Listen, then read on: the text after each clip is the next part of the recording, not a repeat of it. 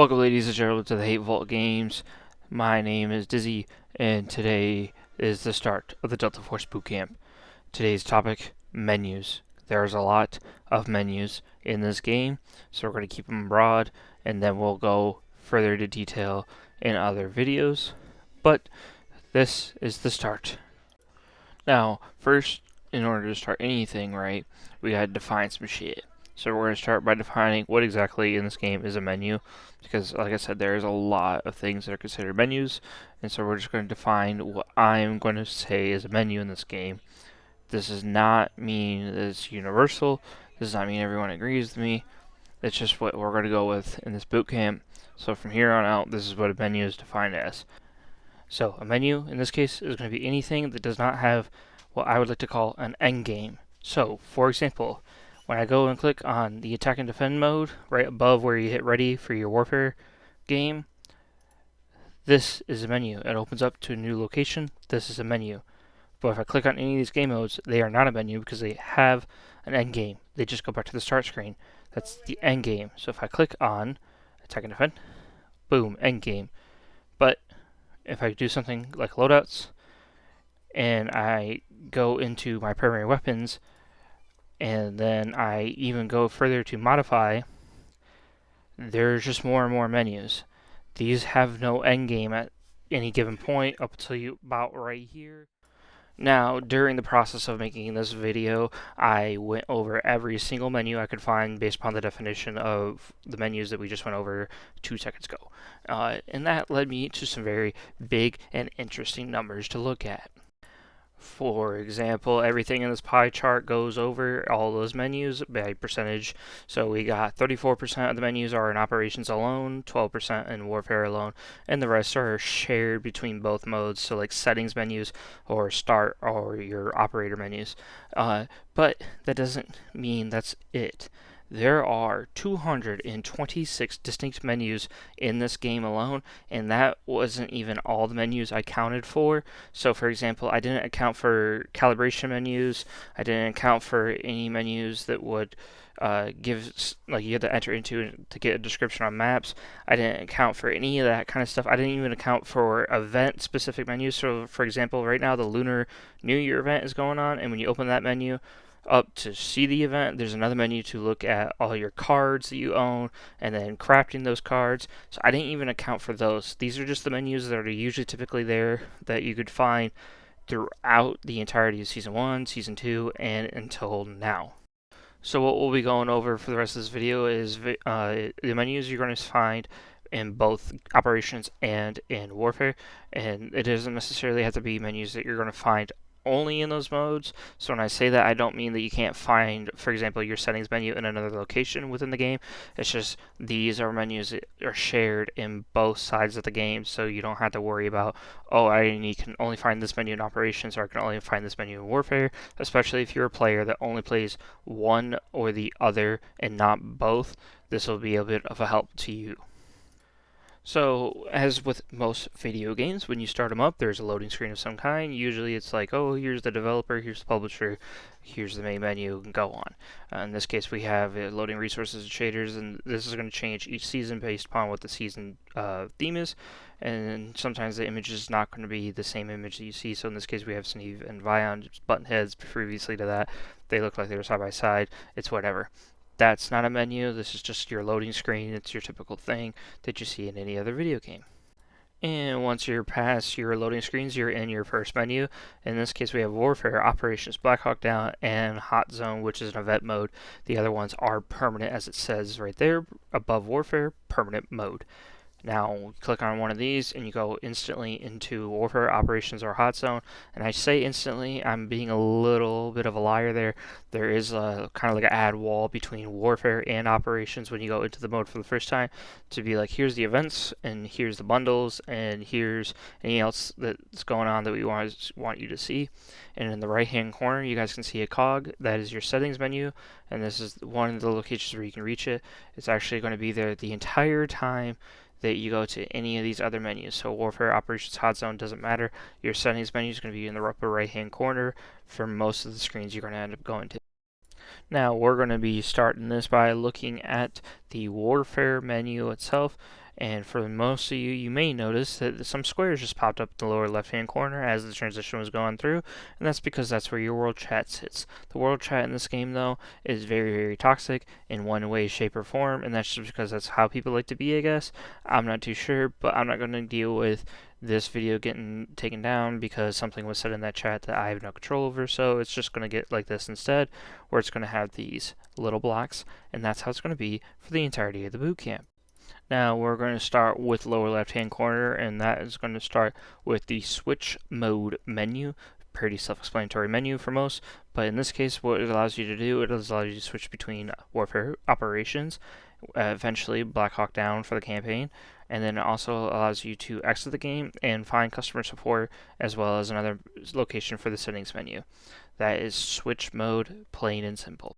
Now our next menu to be going over, and this is going to be the Season Pass menu for the game. Season Pass is going to be found right between Switch Mode and your World Chat. World Chat is not a menu itself because you enter into it or you click on it and you just go into it. Pass, you can enter in hitting F3, you're just clicking on it, and it'll take you to your Season Pass, so it's going to show you what you have yet to earn. It's going to show you your weekly limit, because there is a weekly limit to the Season Pass, how much you've earned so far today, as of the day that you're playing it, what the next big, huge thing you're going to be able to unlock is. So in this case, a Turbrick is the next big thing for me. And the next thing up itself, so in this case, a name card. And then we also have our rewards menu. In the rewards menu, you're going to see the rewards for the current season that you could possibly earn. So, for example, we have the new skin for Viron. I'm always going to pronounce that name wrong. And we also have a weapon skin for the Vector we can look forward to. And even that name card we just looked at a few moments ago. Now there are also some other rewards to be able to look at for the season pass. So if we go back and we look, we can see what we've already earned in the past. For example, a spray paint that goes towards Shepard and Shepard alone. And we can see we earned that for free. But then there's also things that we have to earn, either operation side and or warfare side. And we can look at that with that little symbol. So we see a little helicopter for operations and a little dagger for warfare. Those are specific to only those passes and those alone. Now, if we look here at like level 54, for example, we have both something that's available for operations and for warfare, and then a weapon skin. Now, personally, I don't know if you can earn either or, if you just get warfare, or if you just get operations, if you can still earn this weapon skin, but it is available if you purchase both, which you can do. Now our next menu is going to be your store, which you can enter in hitting F4. Simply hit F4, click on the store, and you'll be put into this menu where you can find the top picks. So this is what they want to sell you. This is the brand new stuff. So for example, the Year of the Snake bundle, the Crimson Tide bundle, and the new operator research that is available. They call it a research because you have to go in there and you basically have to gamble to try to get the new skins. We are not going to go into operator research right now though, because every time you go into an operator research, it always starts playing the video. There's no way around it. Same with some of the knives out there. It's like, for example, the Fiery Owl knife, I believe it was called, Fiery Owl from Season 1. Every time you hovered over that, it would do the same exact thing. So I try to stay away from that. And the same thing with Quantum Key sometimes. So you go into Quantum Key, and then it'll start playing this little video here, or whatever's going on. So in this case, some Scar Age thing. You can get around that by just holding down on the spacebar usually, and it'll just go past, or just clicking somewhere in the video and it'll go past, so you don't have to sit there and keep watching the Quantum Key video. It's the same thing with the research. If you want to get away with the research, then you can hit Project Prism or Custom Build, because those are whatever you're looking for that season. You also have this exclusive menu, which you can pay using Delta tickets or some real money in order to get the items in there. Our next menu is the market. Hitting F5 will get you into the market. Open up that market, and this is where you can sell your Mandel bricks and or buy Mandel bricks. We can see here what the market price is at right now for purchasing just the brick itself, because you can buy the skins themselves. You don't have to buy specifically the bricks, but you can buy the skin. You can go over here, hit purchase, and that'll pull up a menu where it tells you how many Delta coins you need in order to get a brick, which you can then try to use to get the skin. Or if you want to go to deluxe appearance, you can see what appearances are available. You hit purchase, You can try to purchase the appearance. There's variations of the appearance, who's selling them, how much is selling them for, and all this great stuff. And then as well, we have deluxe charms now because of Hat Claw's Toy Box. This is where you'll find your charms that are available, and again, you can go and purchase variations of them that are available. So, for example, Kingdom Blade here shows variations immediately off the bat. Like there's a smiling guy right here, and then there's Smug McSmug over here. Our next menu, F6, is going to bring you into the events menu. This is a menu that a lot of people have kind of confusion with because there's like, where are, this, and that thing. This is your events menu. This is where you're going to find your seasonal events. Limited time events are going to be a lot of seasonal events. It's going to tell you how long the event's running for, and from the start date to the end date. So, for example, we have January 23rd of 2025 for the Lunar New Year cards, all the way to the 11th of February 2025. That is the last day that you'll be able to play. On the 12th of February, that this is no more. Not even able to get the rewards. This is just no more. Same thing here with Viron's red envelope. It says 23 January 2025 to 09 February 2025 for Warfare. Keep in mind, this says Warfare. This says all modes.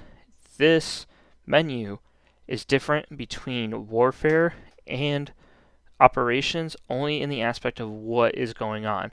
So if we go to the Operations side, for example, we'll be able to see different kinds of events that are limited time events for that side. This is also where you're going to find seasonal events. Most of these seasonal events are usually all mode, but some aren't. So we got Hat Claws, Turbic, for example. We got the Tactical Armament, which allows you to get this, cool PKM looking Viper skin, which I've already gotten, thankfully. We can also see, the new weapons, arms race is available. We got Weekend Frenzy. Weekend Frenzy is like, oh, do this thing for the weekend. Usually it's longer than a weekend. It's usually a week to give everyone the chance to do it. Battlefield exchanges, where you can find some stores to use in order to gain quantum keys and such things.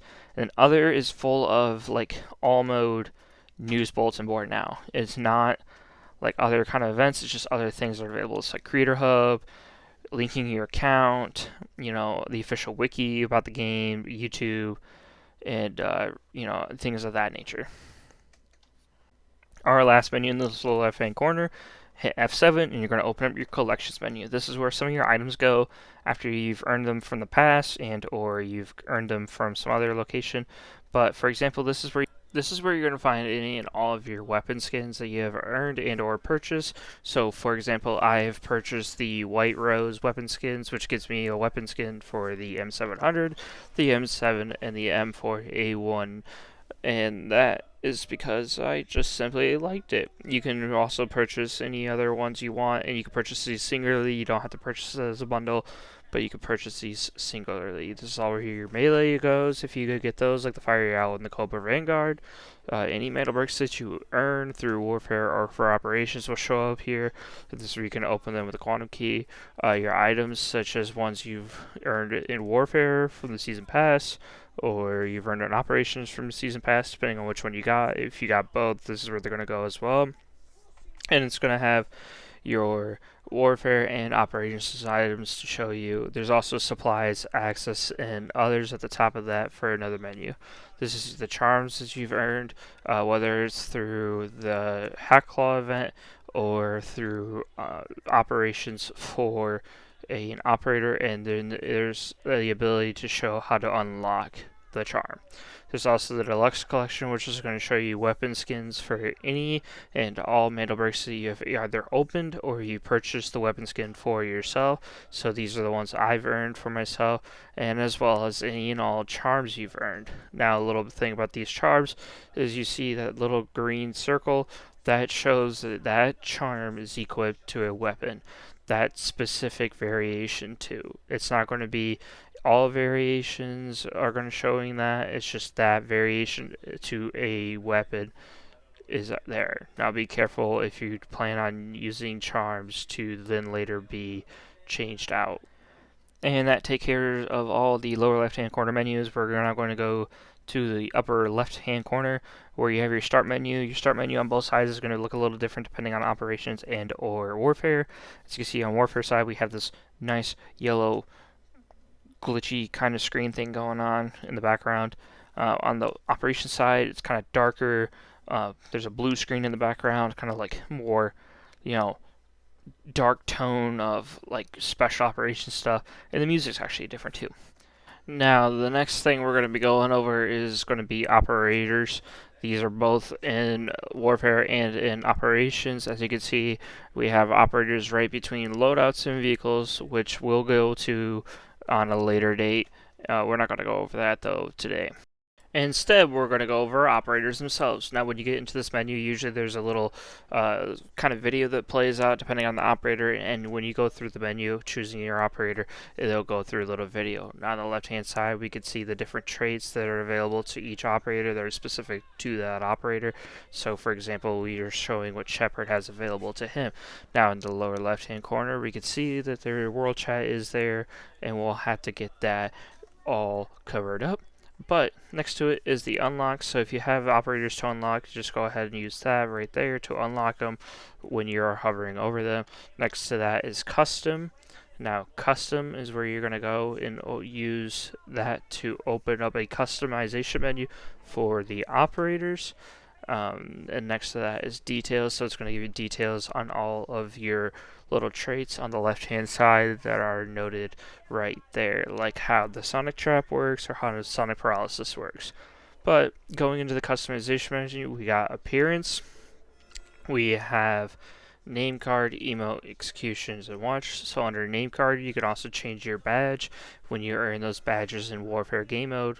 Under emote, you have the ability for gestures, actions, spray paints, and voice lines to be changed. And then we have executions. Now currently I've only seen one added execution, and that's with Hackclaw. I've not seen any other executions available yet in the game. And then we have watches. Again, Hackclaw added a new watch to the game. Otherwise you have the standard and this sand variation watches available at this moment. Now each operator also has a quote operator profile. These can only be shown though when you hover over the operator themselves and then you hit C, and then it'll open up an operator profile, which allows you to go to the archive, which sees more history about that operator, so like the gear that they come into play with, the psychological evaluation that they have, and then past files and such like that. And it also gives you the missions for those operators. So you can see here it says 3 out of 10. So 10 is the new highest level you can get any operator to, and then it's going to show you 3 is like the level they're currently at. These are the missions you need to do in order to complete to go to the next level, and then it's going to show you how many missions you have completed. Now, as you start getting higher levels, so for example, let's look at Stinger here.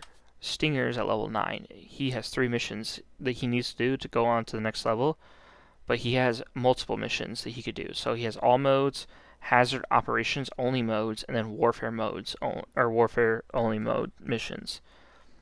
Complete any 3 of these, doesn't matter which 3, just any 3, and then he will complete that mission and then go on to the next level to gain the next thing that is available to him, which in this case looks like an emote. It's an action. He does some card magic. And our next thing we're going to be going over is in the upper right hand corner. We have the banner ad. The banner ad is itself a menu. If you don't think it is, then we're going to go over why it is. For example, right here we're looking at the Starfield Season Pass. If we go ahead and click on that, or the Crimson Tide, or the Arms Race, or whatever, if we go ahead and click on any of those, it will lead us to a different menu. Now, if we clicked on something like Inky Reflections, it'll take us to the Inky Reflections menu, and then it'll start playing the little video that goes along with it, or it'll play anything else that might want to go along with that. Now, in order to navigate this menu, as you can see, there are 2 forms to do that. You either just put your mouse onto the banner ad and then just start scrolling, or you could take your mouse and you could put it on the little rectangles below. As you can see, there's one highlighted for the season pass.